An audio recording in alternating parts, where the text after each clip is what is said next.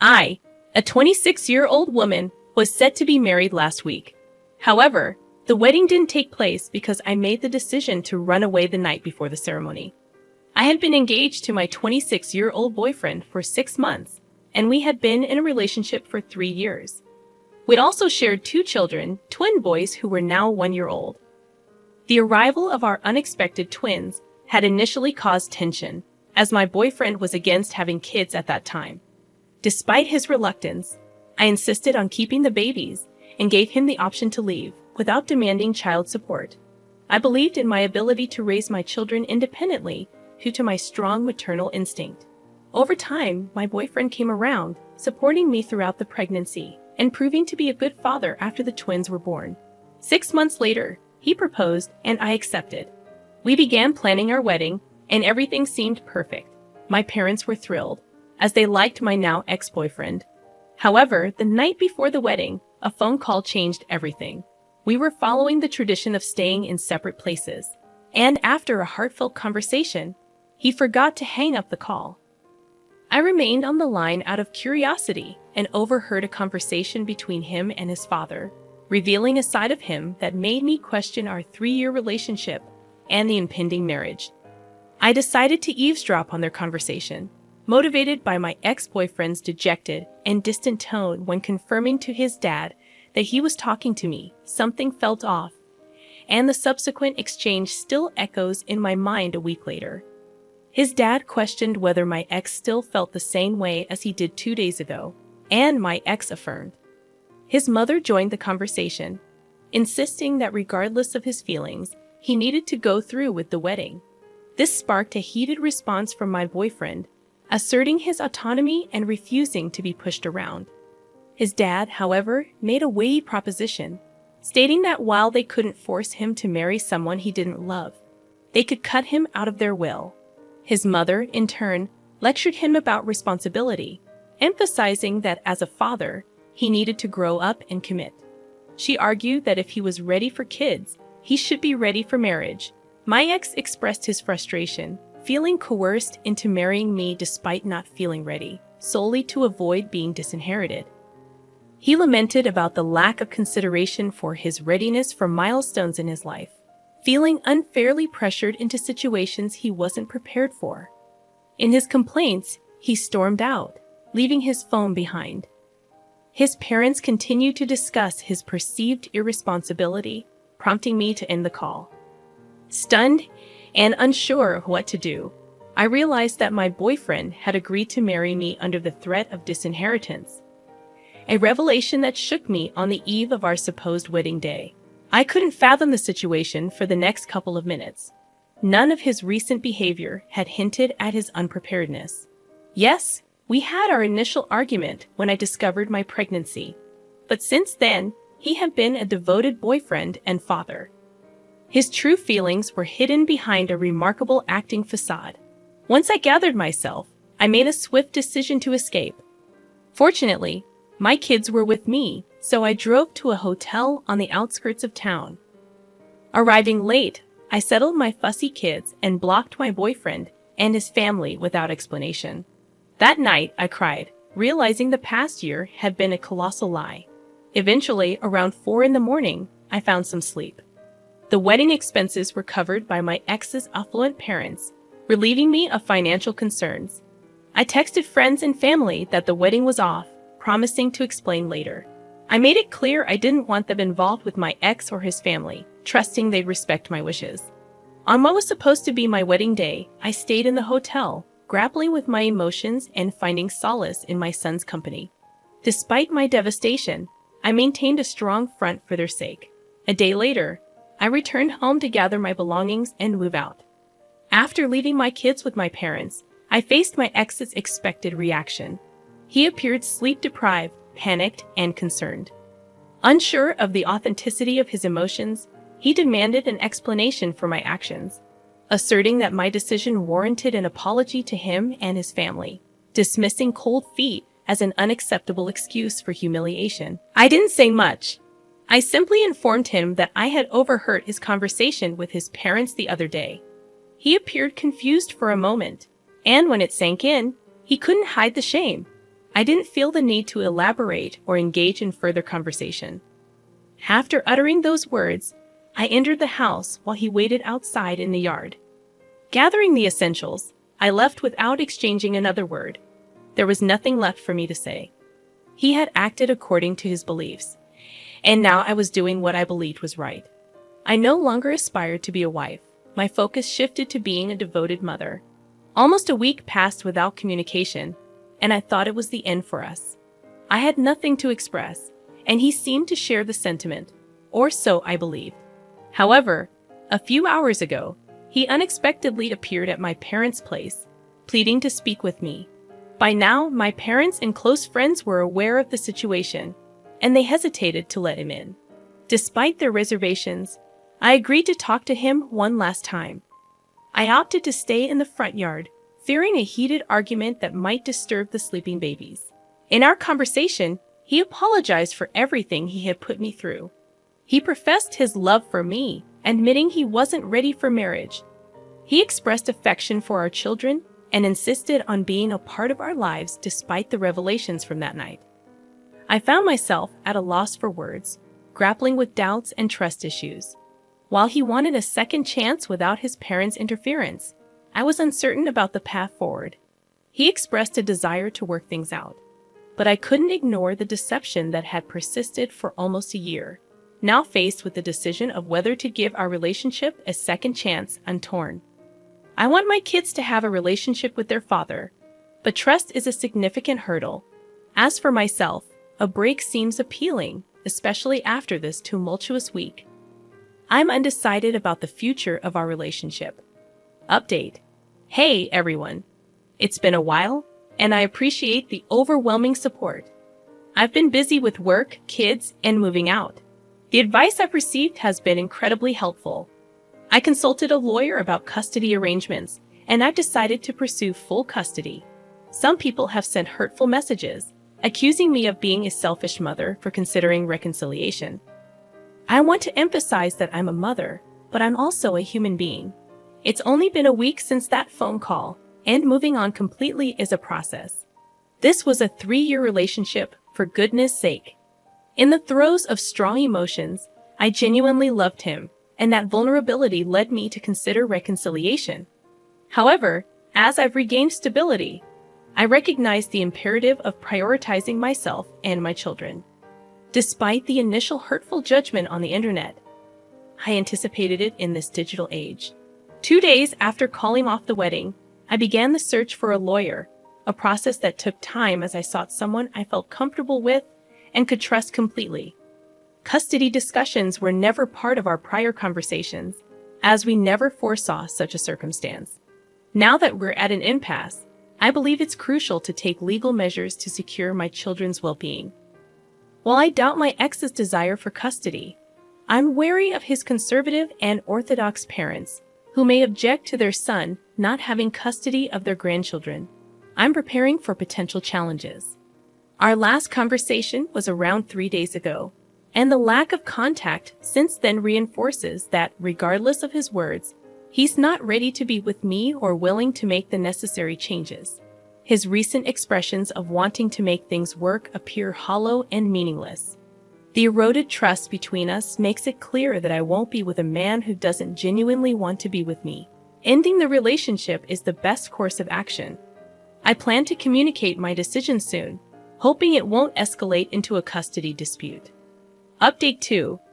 I've informed my ex that I won't be getting back with him and that I intend to file for full custody.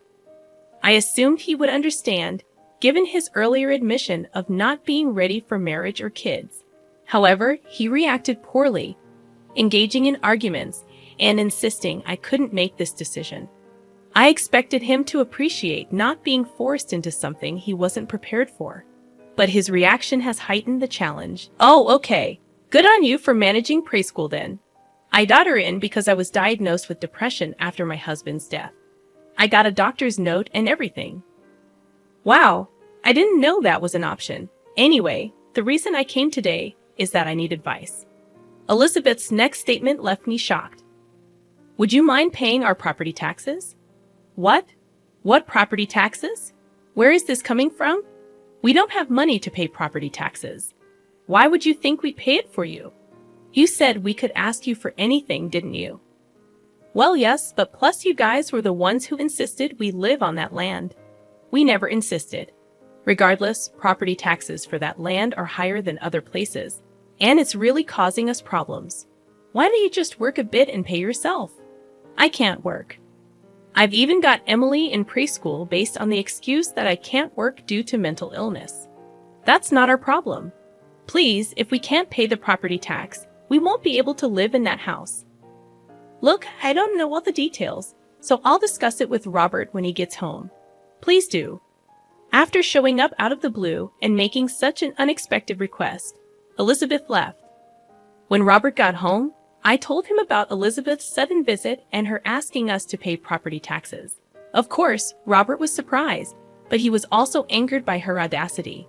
A few weeks later, we invited Elizabeth over to our house to discuss something important. We timed it so that her daughter, Emily, was at preschool, allowing the three of us to talk. Elizabeth arrived in a good mood. She probably thought we were going to help her with her property taxes. Robert, it's been a while, Elizabeth greeted. You seem well. I heard from Jennifer, but let's hear it from you. What do you want to talk about? Well, I hate to be a bother, but I came to ask for help with the property taxes, she admitted. Why can't you pay them yourself? Is there a reason?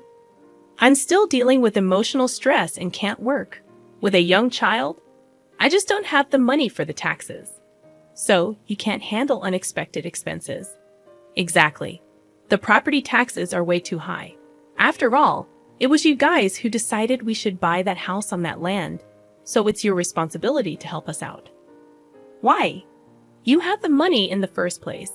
I'm a single mom, and it's tough. Survivor's benefits alone don't cut it. I'm barely making ends meet and can't handle sudden expenses like taxes. You're lying about not having money, Robert retorted. I'm not. I lost a breadwinning husband. Are you out of touch with reality? If you think I don't know anything, Robert said something rather cryptic. Hearing those words, Elizabeth's expression changed slightly. Whoa, you're scaring me, Robert. You're getting more than just survivor benefits, aren't you? What are you talking about? That's all I get, she defended. It's pointless to lie.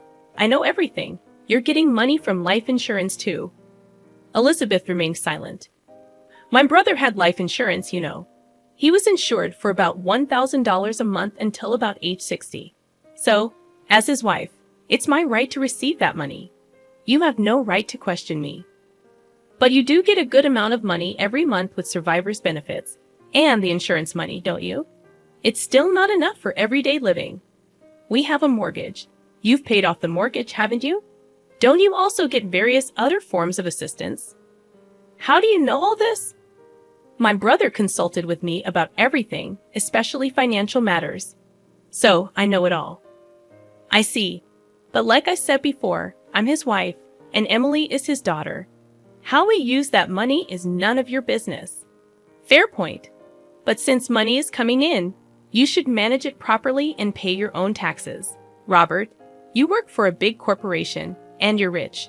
Why can't you just help us out a little? You're being too stingy. Elizabeth still seemed unconvinced, listening to this conversation. I finally understood why Elizabeth, even after losing her husband, continued to live lavishly without working. I couldn't complain. Money was something her late husband left for her. But Robert wasn't done talking, and that's when I learned an unbelievable fact. So earlier, you said the kid is James's. Is that true?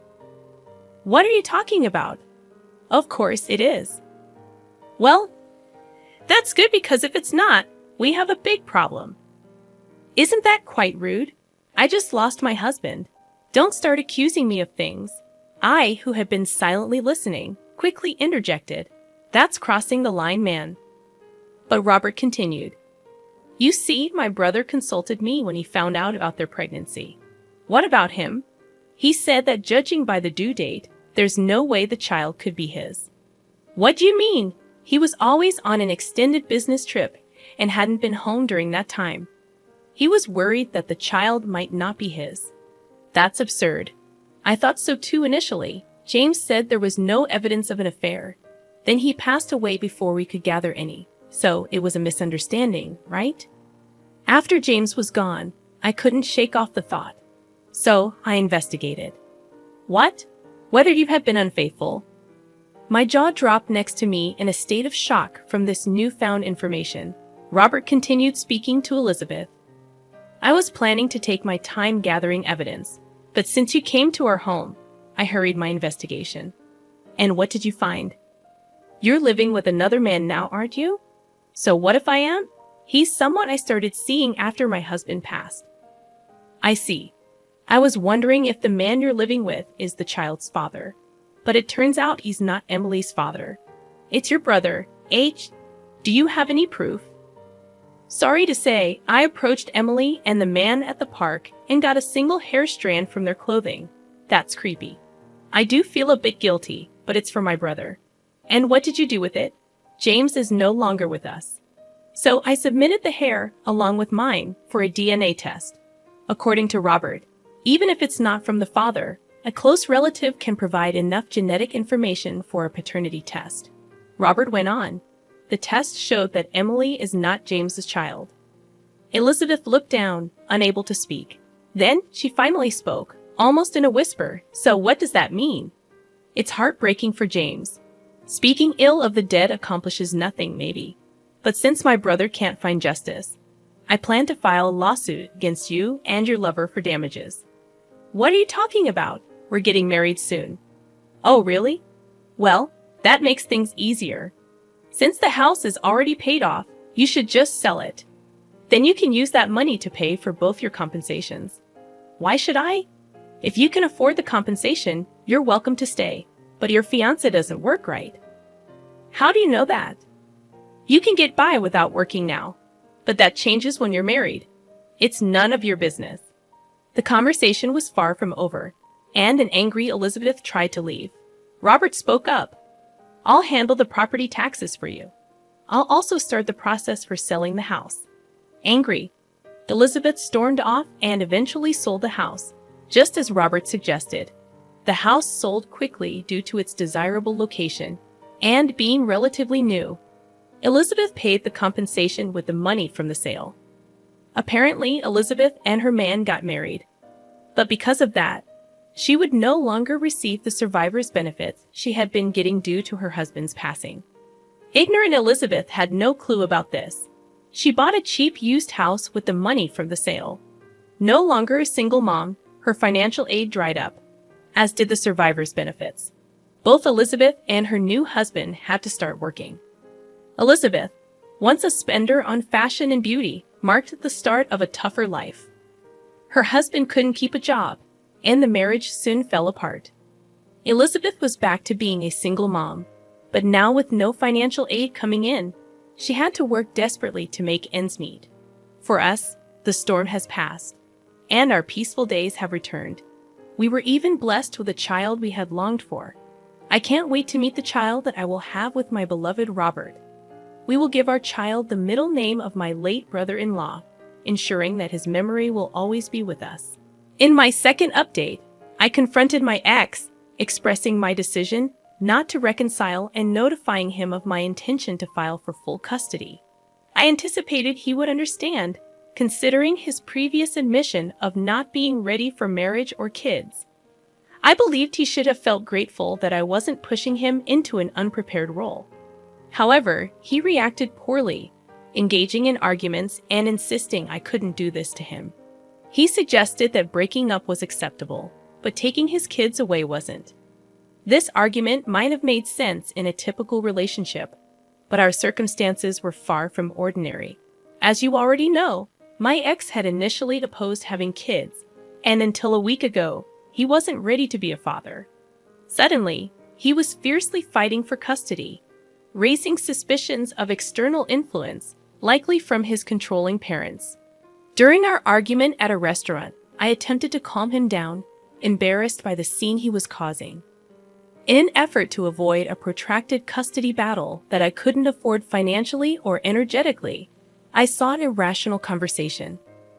I knew his parents could afford top-notch lawyers, potentially dragging out the legal process. My approach was to reason with him and hope he wouldn't contest custody. I reminded him of his previous stance on not being ready for kids until a week ago, asserting that my proposed arrangement was in the best interest of all involved. I suggested he could live his life unburdened by marriage and kids, while I took care of our children.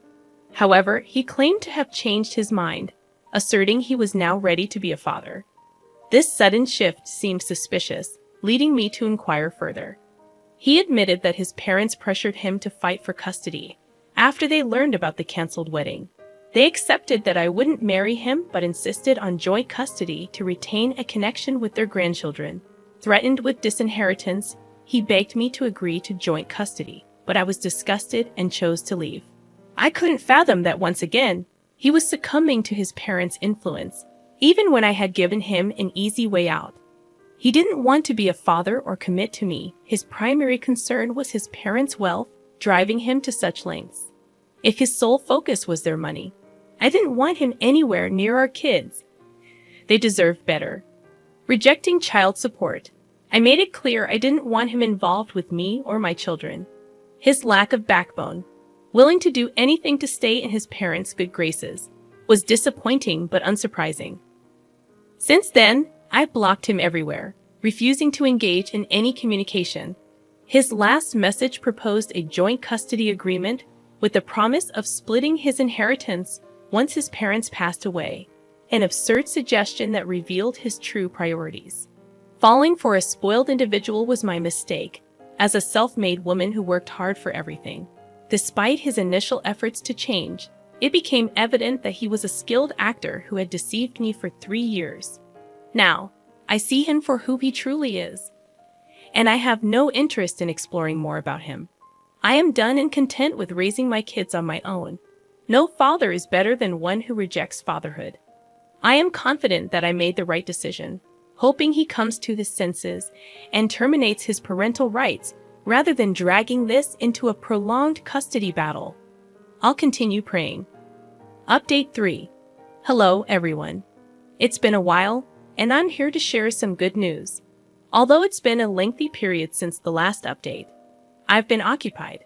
First and foremost, my babies and I have moved into a smaller apartment that I can now call mine. Unlike the house I shared with my ex, this place is near my parents' house, so my parents can visit occasionally to keep an eye on the kids. Additionally, I've hired a full-time nanny to assist me because I can't afford to stop working. I consider myself incredibly fortunate to be able to afford such help right now. Financially, my parents are providing support, and I am immensely grateful for their assistance. None of us saw this situation coming, but they're doing their best, and I'm truly appreciative of having such loving and supportive parents. Now, onto the part I know people are curious about, my ex.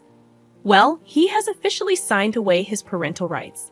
I can't pinpoint exactly what prompted this change, but my best guess is that he decided to stand up to his parents, or perhaps they finally relented. According to a friend, he has moved out of his previous residence, indicating a shift in his circumstances. He apologized to me once again and expressed a desire to offer financial compensation. However, I declined, as I had no intention of accepting money from my ex-boyfriend. Despite potential criticism for this decision, I remain steadfast. While I've forgiven him, it doesn't mean I have to accept any form of compensation. I simply want to move on, and with my parents' support, we are fully capable of raising my kids without his involvement. I conveyed to him that it was okay, but requested no further contact, a boundary he has respected so far.